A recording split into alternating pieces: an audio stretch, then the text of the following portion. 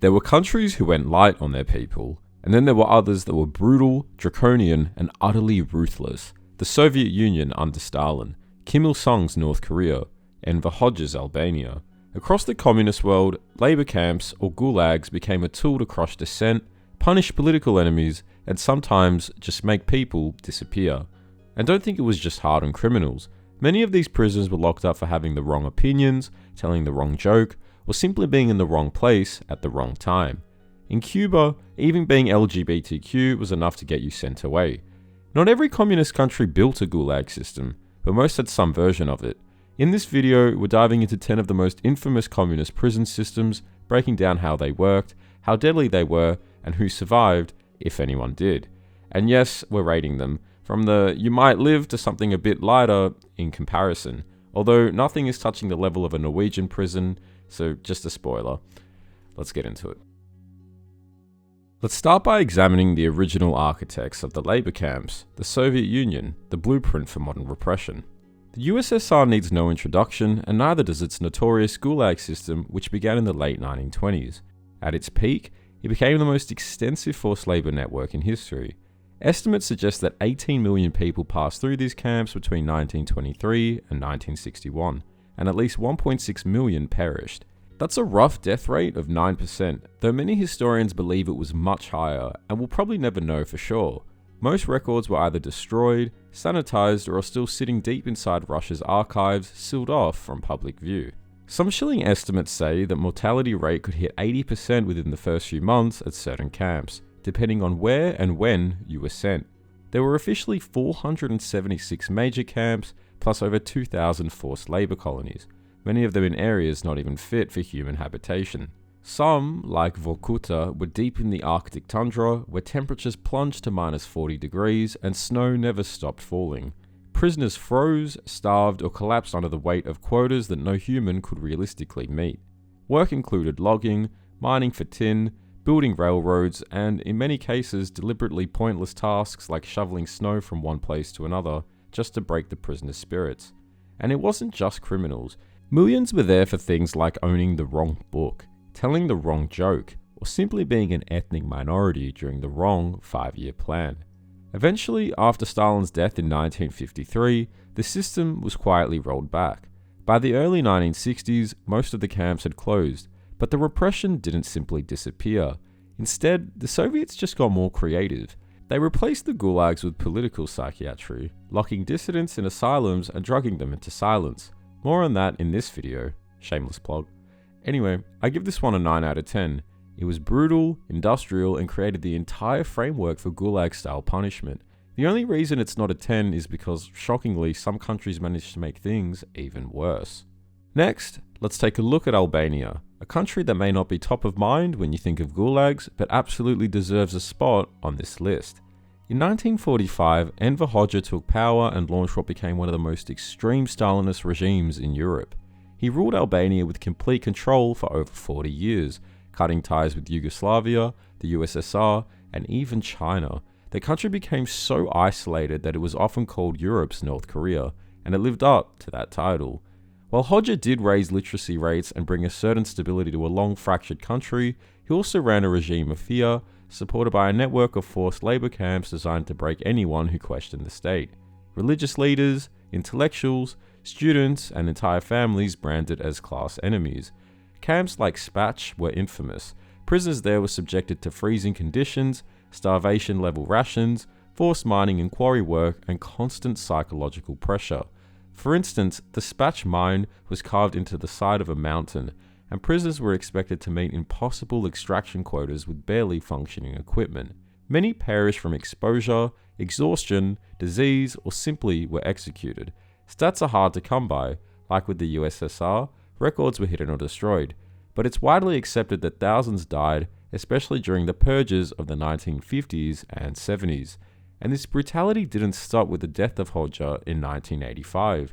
Political repression and harsh prison conditions continued until the regime finally collapsed in 1991.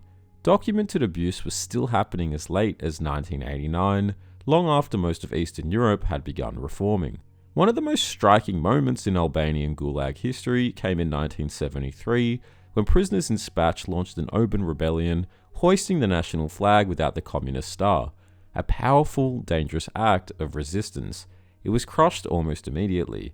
The ringleaders were executed and the others had their sentences extended, but it remains one of the only known prison uprisings in the Eastern Bloc. Hodge's system wasn't as vast as Stalin's, but it was no less terrifying. The sheer paranoia of the regime, the total surveillance, and the ideological purity tests made life a psychological prison for anyone even remotely suspect.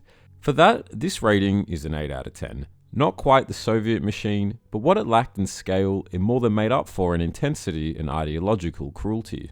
Now, let's turn to Bulgaria, a country often overlooked in the history of communist repression, but one that built a gulag system chillingly familiar to anyone who studied the Soviet model. After World War II, Bulgaria became a one-party state aligned closely with Stalin's USSR.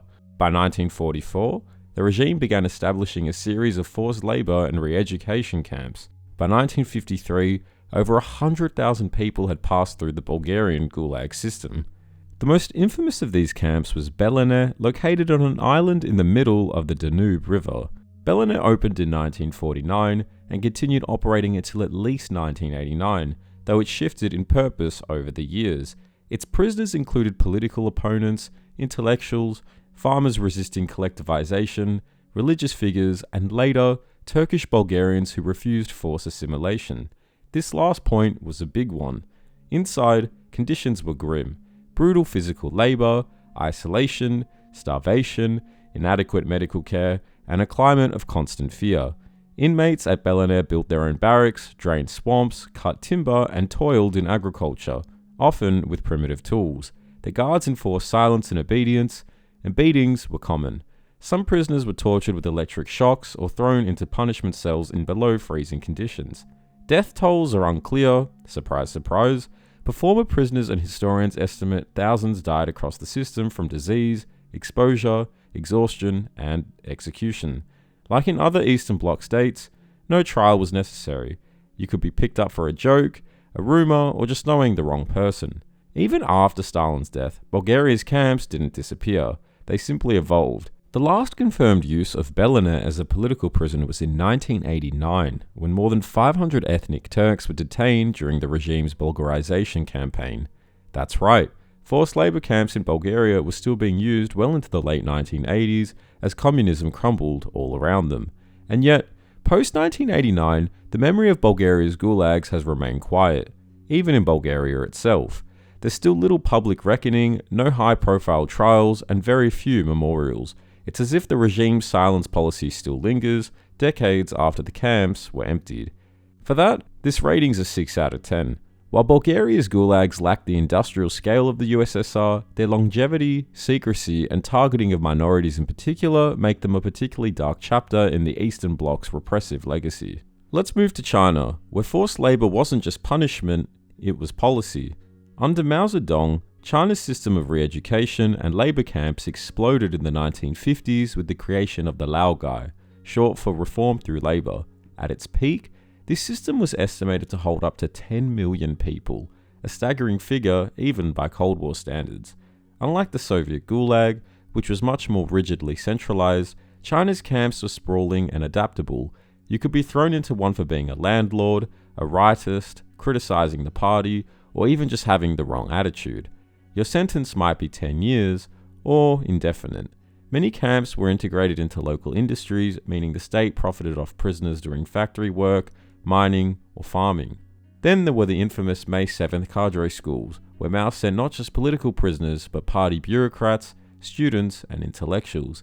There, they were meant to learn from the peasants, which usually meant backbreaking rural labor, public humiliation, and endless Marxist study sessions. Imagine digging irrigation ditches all day, then being told your problem is not working hard enough on your thoughts. Death rates varied wildly, but starvation, disease, and unaliving yourself were common, especially during the chaos of the Great Leap Forward and Cultural Revolution.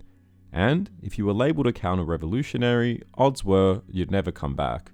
The Laogai system was never fully dismantled. In fact, much of it just rebranded. The official term Laogai was dropped in 1994, but today many camps remain operational under new names. So this rating's a 8 out of 10. It's less icy than Siberia, but every bit as Orwellian and far more enduring. Where the Soviet Gulag faded, China's version morphed and survived. And now, let's talk about Cuba. In the late 1960s, Fidel Castro's government created a set of forced labor camps known as the UMAPs, or Unidades Militares de Ayuda a la Producción, military units to aid production. Their goal? To reform elements of Cuban society that didn't fit the revolutionary ideal. These weren't just for political dissidents, though. No. They were for artists, religious believers, especially Jehovah's Witnesses and Catholics, and most notoriously, LGBTQ Cubans, who were labelled counter-revolutionaries simply for existing. Between 1965 and 1968, up to 35,000 people passed through these camps. Life inside was a mix of forced agricultural labour, usually sugarcane fields, and ideological indoctrination. Guards enforced military discipline, and camp administrators were known for abuse and humiliation tactics. While mass death wasn't the goal, unaliving yourself and psychological trauma were common, and conditions were intentionally degrading. What makes Cuba's camps unique isn't their scale. They were small compared to the Soviet or Chinese systems, but the ideological targeting of identity, especially gender and sexuality. In many ways, it was repression disguised as social engineering. Under pressure from international allies and intellectuals, including some very famous names, the UMAPs were quietly closed in 1968. But repression didn't end. Dissenters were still monitored, jailed, or blacklisted throughout the 1970s and beyond. For that, this rating's a 7 out of 10. Small scale, but sinister. The UMAPs didn't match the death tolls of the USSR or China, but they weaponized ideology in deeply personal and targeted ways. Next is Hungary. Hungary's Gulag system wasn't massive, but it was merciless. From 1950 to 1953, Hungary operated its most infamous political prison, the Recsk forced labor camp. Hidden in the Matra Mountains and denied by the government, Recsk was modelled directly on Soviet gulags. Roughly 1,300 to 1,700 people were imprisoned without trial. Journalists, priests, ex-politicians, and anyone else considered a threat. Inside were brutal conditions. Inmates worked breaking stones in a quarry, faced near starvation, beatings, and were under constant surveillance. There were no official trials, no sentences, just disappearances. It didn't last long, and the camp was closed in 1953 after Stalin's death, but its reputation for brutality stuck. Survivors didn't speak publicly until decades later, and the site is now a quiet memorial to Hungary's brief but brutal contribution to Eastern Bloc repression. For that, this is probably somewhere around a 7 out of 10. It wasn't large and it didn't particularly last long, but it was everything a gulag needed to be: secretive, cruel, and soul-breaking. Next is Romania. Romania's gulag network was smaller than the Soviet monster, but what it lacked in scale, it made up for in cruelty. At the center of it all was Periprava, a remote forced labor camp in the Danube Delta. It ran through the late 1950s to early 60s, holding over 2,000 inmates, political prisoners, religious figures, and intellectuals. Conditions were lethal: extreme weather, forced marsh drainage, starvation, and frequent beatings. Survivors called it a death camp, and when former commander Ion Ficior was investigated in 2013, he was accused of causing over 100 deaths during his tenure. The broader Romanian system included over 40 prisons and 70 labor camps. Though less industrial than the USSR, it reflected the same Stalinist logic: remove the enemy, break them, and forget them. For that, this is probably a 7 out of 10. Less systematic, but Periprava alone, and the Romanian system in general, was still utterly brutal and nightmarish. For a deeper look at Romania's communist regime and the strange, often disturbing ways it profited from human labour, check out my other video here. If the Soviet gulags were a blueprint, North Korea took them and made them eternal. North Korea's vast system of prison camps, known as Kwanliso, is arguably the most secretive and enduring of all the communist regimes. And, unlike the USSR or Albania, these camps didn't close after a political thaw, because there never was one. Estimates vary, but anywhere from 80,000 to 130,000 people are currently detained in these camps. That's today. And we're not talking about temporary detention either. Some people are born in the camps.